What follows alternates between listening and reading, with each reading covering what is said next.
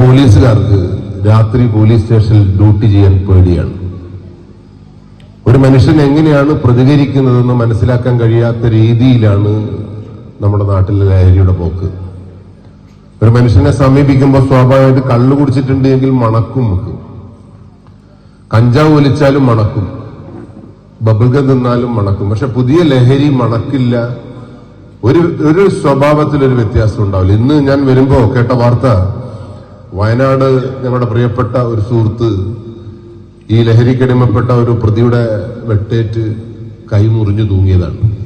അപ്പൊ സ്വാഭാവികമായിട്ടും പോലീസുകാർക്ക് ഈ നാട്ടിൽ ഒരു നിയമം നടപ്പിലാക്കാൻ കഴിയുന്നില്ല എങ്കിൽ, നടക്കാൻ കഴിയുന്നില്ല എങ്കിൽ, വെട്ടേൽക്കുന്നവനാണ് എങ്കിൽ ഈ നാട്ടിലെ സാധാരണക്കാരന്റെ സ്ഥിതി ഇനി അങ്ങോട്ട് വഷളായിരിക്കുമെന്നുള്ളത് ഒരു തർക്കം. അപ്പൊ ലഹരിക്കെതിരെ പോരാട്ടം നടത്തേണ്ടത് എങ്ങനെയാണെന്ന് അറിയുന്നത്? ജീവിച്ച് കാണിച്ചുകൊണ്ടാണ് ലഹരിക്കെതിരെയുള്ള പോരാട്ടം നടത്തേണ്ടത്. സ്നേഹിച്ച് കീഴ്പ്പെടുത്താൻ കഴിയുന്ന മനസ്സുണ്ടാവണം, നല്ല കുടുംബ ബന്ധം ഉണ്ടാവണം, അച്ഛനും അമ്മയും മക്കളും തമ്മിൽ നല്ലോണം സംസാരിക്കുന്ന, ഒന്നിച്ചിരുന്ന് ഭക്ഷണം കഴിക്കുന്ന ഒരു വീട്ടിലും ഒരു പ്രശ്നം ഉണ്ടാവില്ല. പ്രശ്നങ്ങൾ ഉടലെടുക്കുന്നത് സംസാരം കുറയുമ്പോഴാണ്. അല്ലാണ്ട് നമ്മളിങ്ങനെ ഇവിടെ കുറെ മനുഷ്യ ചങ്ങല തീർത്തത് കൊണ്ടോ ഇങ്ങനെ ഇതൊന്നും കൊണ്ടൊന്നും ഇപ്പൊ എന്റെ മുമ്പിലിരിക്കുന്ന ഈ കസേലമേലിരിക്കുന്ന ഒരാളും കള്ള് കണ്ടിട്ടുണ്ടെന്ന് ഞാൻ തോന്നുന്നില്ല. നിങ്ങൾ കഞ്ചാവ് കഴിച്ചിട്ടുണ്ടോ എന്ന് വെച്ചാൽ കണ്ടിട്ട് തന്നെ ഉണ്ടാവില്ല.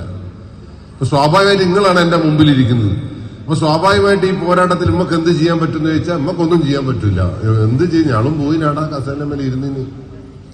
ഇതിനെതിരെ ഒരു ചെറുവിരൽ അനക്കാൻ എന്റെ മുമ്പിലുള്ള ആളുകൾക്ക് ചങ്കൂറ്റം ഉണ്ടാവണം.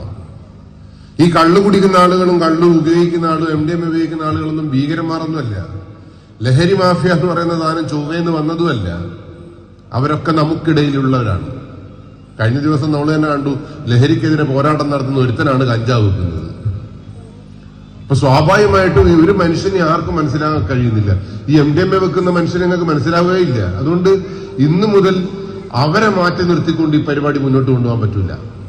അവരെ ചേർത്ത് പിടിച്ച്, മനുഷ്യന്മാരാക്കി ചേർത്ത് പിടിച്ച് നമ്മളോടൊപ്പം നിർത്തുമ്പോൾ മാത്രമേ ഈ ലഹരിക്കെതിരെയുള്ള പോരാട്ടം പൂർണ്ണമാവുള്ളൂ.